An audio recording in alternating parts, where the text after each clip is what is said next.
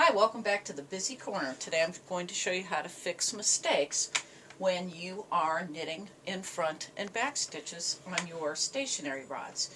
Here is our sample, and here are the two mistakes we're going to fix. You can see that instead of having V's, I have a bar, and here's another mistake up here. I made those on purpose for you to see. Now, in order to fix that mistake, it's good to know how it got there in the first place. Now, as I'm knitting this, I'm knitting 4 stitches and 4 stitches. The first 4 are my front stitches. This is the side that's facing out on the stationary rod stand. This is the side, if I take this off, side that's facing to the inside. So you can see here are my V's, but on the back are my bars. And in the next set of 4, there's V's on one side and bars on the other. So this is stockinette. This side where the bars are is referred to your purl side, and this is referred to as the knit side. Now, when I'm knitting on the stationary rods and I want to make bars, I need to, and I'm going to make my stitches up here today. Normally when I make a front stitch, I take my yarn in my hand and I place the old stitch over it, and I usually am looking at the stitch from the top rather than underneath. Then I make my stitch. But to show you what we're talking about, I'm going to hold my yarn up here. I'm going to take this stitch off, and this is my, again, my bar side. So I need to make these as front stitches. And all that's happening when I make a front stitch is that I'm taking my working yarn and I'm pushing it through the old stitch, which is here in my left hand. And I'm going to push the yarn through from front to back. And when I do that, it forces the old stitch off one direction or the other, in this case, forward or to the front. And you can see that when I do that, it creates this bar. Then this is the new stitch, and I pipe it and tighten it up, and the next stitch is made the same way. Again, you can see that I have a bar. This is the purl side of the stockinette, and the working yarn goes through the old stitch from front to back, and when the old stitch is dropped, it drops forward, and it makes the bar on the side. If I hold it this way, you can see the V's. So whether you make your stitches above, and it's awkward to make your front stitches this way, which is why I say I usually make them down here, know that that's what's happening. And so there's one more of these, and again, a front stitch is simply the old stitch with the working yarn going front to back and the old stitch coming forward. At least as you're sitting at the rod stand. If I'm at the other side of the rod stand, like you hold knitting needles, the opposite is true. The next set are what I refer to as back stitches. And when I make a back stitch, if I take the stitch off, you can see now that column of stitches. Here's my boo-boo, by the way.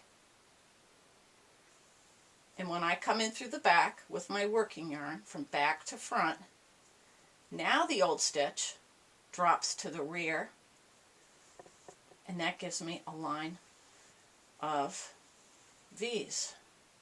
Then on the back is the purl side.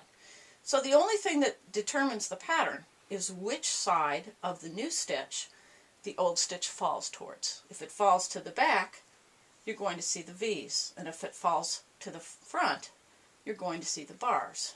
So we're going to finish this row. Well, in fact, let's go to our first mistake. That'll be easier. So, you can knit to the mistake. Here's our first mistake, right here. You can see the bar. Well, I know what happened. I went in the wrong side with my working yarn.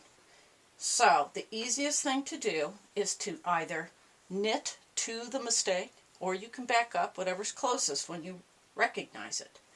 And all you need to do is remove that stitch, and you can see that that mistake is in this column. Now, I'm going to widen this out a little bit, which will stretch the fabric, but I want you to be able to see.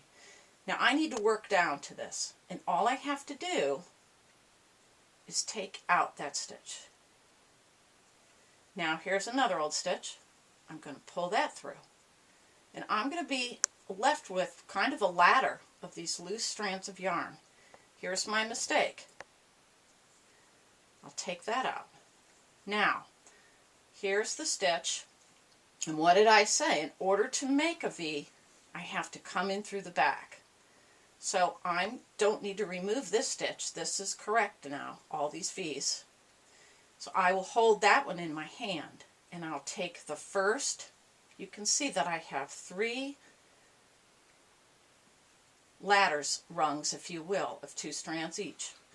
And to fix it, I will just come in through the back. Now here's my new stitch in my hand. You can use a crochet hook, but with stitches this big, you can use your fingers. Now I have the new stitch. I take my yarn from the next row. I go in through the back, and I pull the new stitch. I let the old stitch drop to the back. You see the V's climbing. And again, go from the back to the front. And now I've fixed my stitch. And now all I have to do is pipe it. And now, remember, your working yarn is always with your new stitches. And now I can knit it. Now, if your mistakes are side by side in adjacent columns, I suggest fixing one column at a time. Now we're going to knit back over to this long mistake, and I'll show you again. It doesn't matter how many there is. It's a little trickier when you have very fuzzy yarn, so you have to be careful of that. But again, you notice when I make my back stitches, and my yarn comes through the back of the stitch, and the old stitch drops to the back, and that gives me a V. So when you've made a mistake and you are knitting or purling, or front stitch and back stitching, all you need to ask yourself is, did I want to see the V or the bar?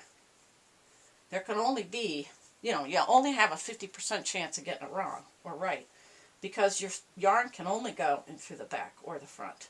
So here's my column of stitches, and there's my mistake all the way down there.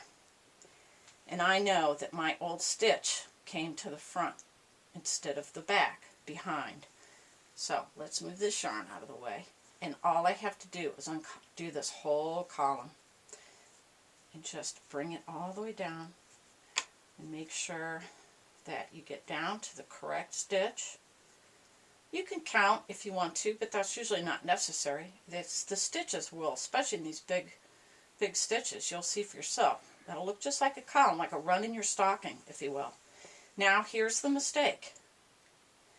So I need to pull that back through and take that one I just pulled out of there, and now take it through the back. It had come through the front, and that was the mistake. Now I made a V, and I do that with the next 2. Going through the back to the front. Here's the new stitch in my finger. Don't pull too hard. If the stitches are very small, you can use a crochet hook to do this. But in our case, and you just work your way up, always pulling up the new stitch, taking the next stitch that's loose in the ladder rung and going through the back. You would do the opposite if you were fixing a stitch that is the purl side. And in through the back, and through the back to make a V. Again, we're making V's, and you have one more. And now you've gone through there. You've made the last one. The working yarn is over here, so you know this stitch needs to go onto the left. And now you can make your stitch. And once you've kind of pulled all that back together, you'll never know that you had to fix that, because all you did was reverse the direction of where your stitch goes through. And that is how you fix a mistake when you're doing front stitches and back stitches.